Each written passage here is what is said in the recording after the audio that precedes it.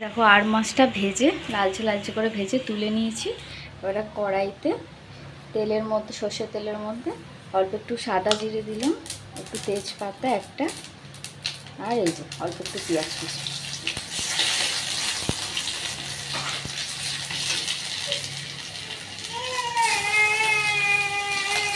এই তো দাঁড়াবো বাবা, যাই।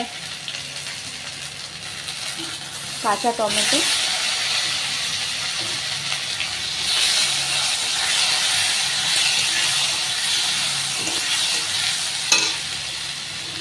একটু নুন আর হলুদ দিয়ে দিলাম।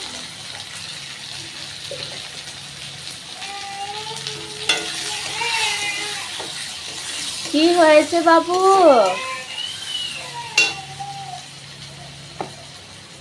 পেঁয়াজ বাটা, বড় চামচের 1 চামচ পেঁয়াজ বাটা, আর একটু লাগবে দিয়ে দিলাম। এই যে আদা রসুন আর টমেটো,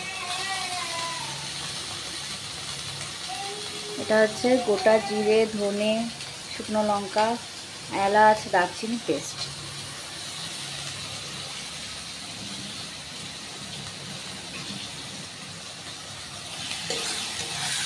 খুব ভালো করে কষিয়ে নেব।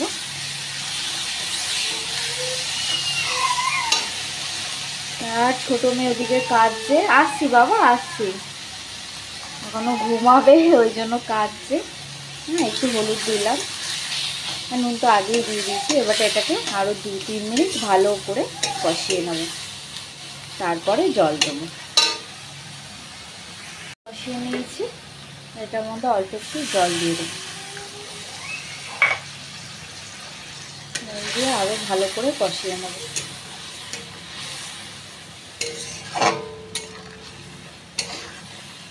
খুব সুন্দর গন্ধ বেরিয়ে গেছে।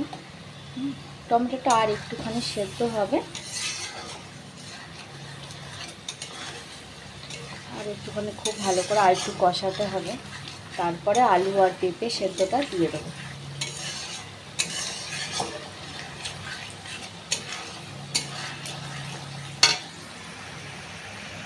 খুব ভালো করে কষানো হয়ে গেছে, এবারটা আলু আর এই পেঁপে সেদ্ধটা দিয়ে দেবো।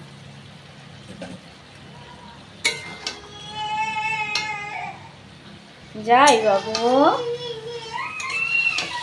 একটু ভালো করে কষিয়ে নেব মশলাটাকে আলু আর পেঁপের মধ্যে, যাতে একসাথে মিক্স হয় ভালো করে। আলু পেঁপের মধ্যে নুন হলুদ যাবে, নুনটা ভালো করে যায়। আরও 2 মিনিট এরকমভাবে কষিয়ে নেব।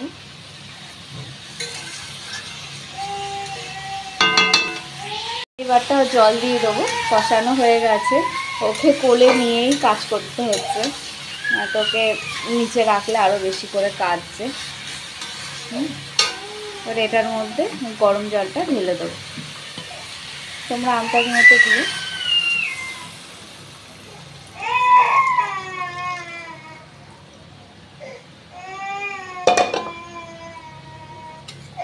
নুন তো তখন দিয়ে দিয়েছিলাম, আর আলু আর পেঁপে যেহেতু সেদ্ধই আছে, তাই একটুখানি ফুটলেই নামিয়ে দেবো ধনে পাতা দিয়ে।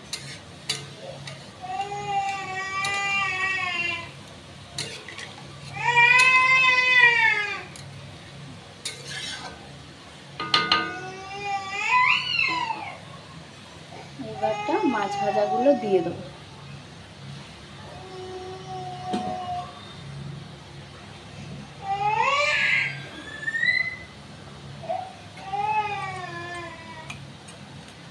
ফুটে গেলে তারপর ধনে পাতা ছিটিয়ে দেবো, হয়ে যাবে। এ দেখো মাছের ঝোলটা পুরো ফুটে গেছে। এখন আমি একটু কাঁচা লঙ্কা ছড়িয়ে দেবো, তোমরা চাইলে কাঁচা লঙ্কা দিতে পারো, আর একটু ধনে পাতা ছড়িয়ে দেবো।